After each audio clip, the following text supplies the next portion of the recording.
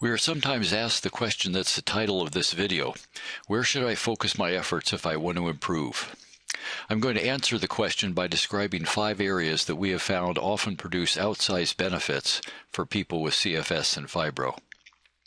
The first is to get medical help. Right there. A doctor can help you in at least 4 different ways. First, he or she can make or confirm a diagnosis of CFS or fibro. So let me put that down as diagnosis.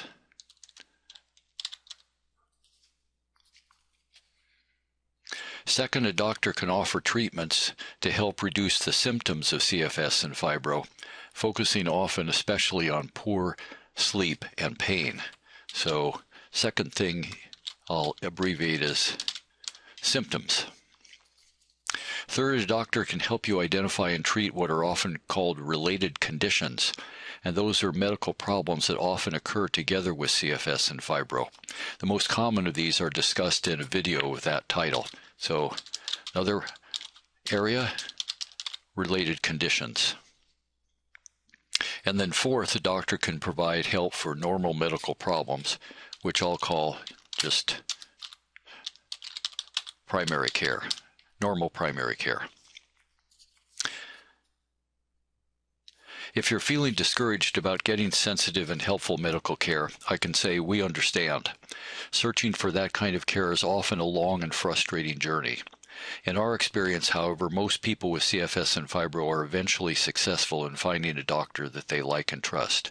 So I hope if you're having problems, you'll stick with the search. Before leaving this topic, let me add a qualification about the limits of medical care for CFS and fibro.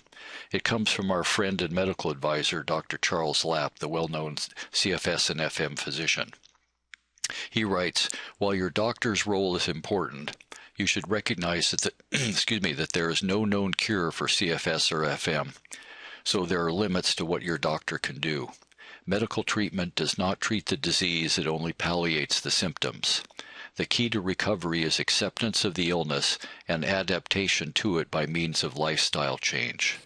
So let me put that down as limits, meaning limits to medical care, and an emphasis on lifestyle change.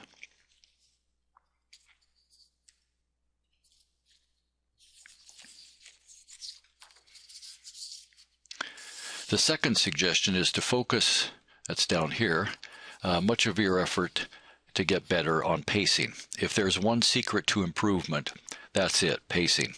Pacing is an alternative to push and crash, which involves repeated cycles of going beyond your limits, then being forced to rest because of intense symptoms. Being caught in this cycle leaves many people feeling that their lives are out of control. Pacing, in contrast, involves understanding your limits, adapting to them, and gradually extending them as allowed by the body. So let me put that down as limits, find, accept, extend. 3-step process. With consistent pacing, you experience lower symptoms and avoid swings between push and crash, giving your life stability and predictability. With predictability comes confidence that you can make and honor commitments. If someone invites you to do something on Saturday, for example, you can say, sure, I'll be there, rather than, well, I'd like to come, but I won't know until Saturday morning whether I can make it. Predictability gives you control, the sense that you're in charge of your life rather than living in response to your symptoms. Also, you are likely to be much more productive. Some people think that because pacing means staying within limits, it means that you get less done. But if you avoid spending lots of time out of commission because of push and crash, you'll have more time to be active and get more done. So let me write the benefits of pacing down as lower symptoms, predictability, and control. We think that pacing is so important that we've devoted more than 20 videos to it.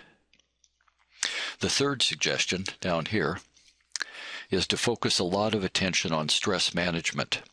We believe that stress is usually the second most powerful symptom intensifier for for people with CFS and fibro, behind only overdoing. Stress presents a double challenge if you have CFS or fibro. First, CFS and fibro bring new stresses, such as ongoing symptoms, isolation, financial pressure, and uncertainty. Second, CFS and fibro make people more stress sensitive, so that a given level of stress takes a greater toll than it would on a healthy person.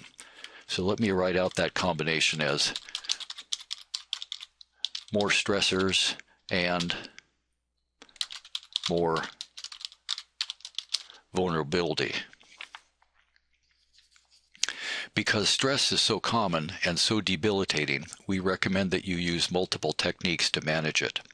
Some pacing strategies can help with stress, such as taking daily rest breaks, learning to be assertive, and using routine. Other frequently used stress management approaches include doing a daily relaxation procedure, decluttering the home, limiting exposure to the media, limiting contact with some people, avoiding crowds and noisy places, getting help with household chores, and making mental adjustments such as letting go of unrealistic expectations.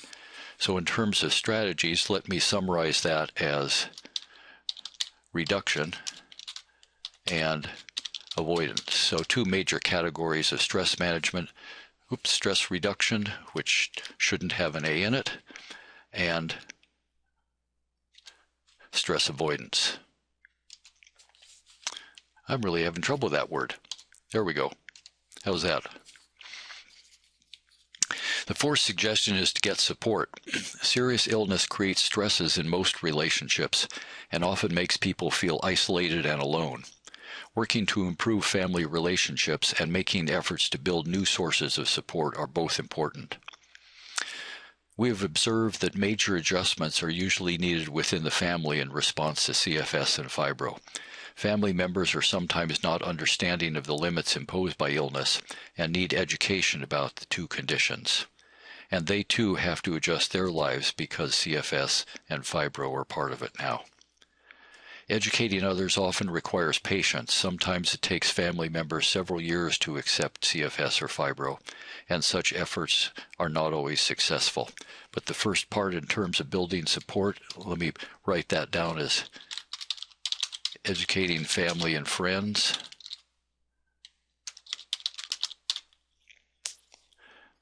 it's also important to build new sources of support. We recommend that you get to know other people with CFS and fibro. They can provide information and practical ideas, support, understanding, and encouragement. Some people with CFS and fibro find professional help from counselors useful as well. So let me put that down as a second category here: building new sources of support.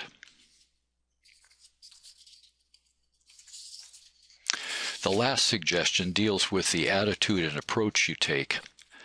So it's really a how-to focus rather than a what-to focus on. Progress is almost always gradual with CFS and FM, so we suggest an attitude that combines patience and determination. We sometimes call this approach acceptance with a fighting spirit, which means acknowledging that life has changed and it's necessary to live differently than before, but also believing that there are things to do that will bring improvement. Gradual change means focusing on a series of small changes, often one or two at a time.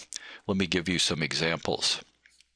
First is taking daily planned rests. Setting aside time every day for rest breaks can help reduce symptoms, increase stability, and ironically reduce total rest time. 80 to 90% of people in our classes who try it say that it's helpful. If you want to try it, set aside 1 or 2 times a day and find a quiet place where you can lie down and won't be disturbed. For more, see our video called Planned Rests. So in terms of strategies you can try, one would be daily rests. A second we call identify what helps and what hurts. This is an exercise that we often do in our groups. Spend a few minutes making 2 lists, one of things that make your symptoms worse and the other of things that give you a sense of control. and then focus on one thing at a time, either to do more of what helps or less of what hurts.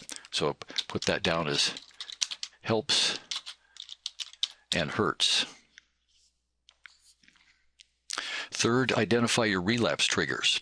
Relapses are a common and often demoralizing part of CFS and FM, but it's possible to reduce their frequency and severity. One place to start is by identifying those things that trigger your setbacks. So let me put that down as relapse triggers, and we've got a video of that same name in our pacing series. And last, ask what you can do today. Change starts with a single step, so ask yourself, what is one small thing I can do today to improve my health? The idea is to focus on a goal that is both specific and realistic, maximizing your chances for success. So let me put that down as daily goals. So there you are, our ideas about 5 areas to focus on if you'd like to improve.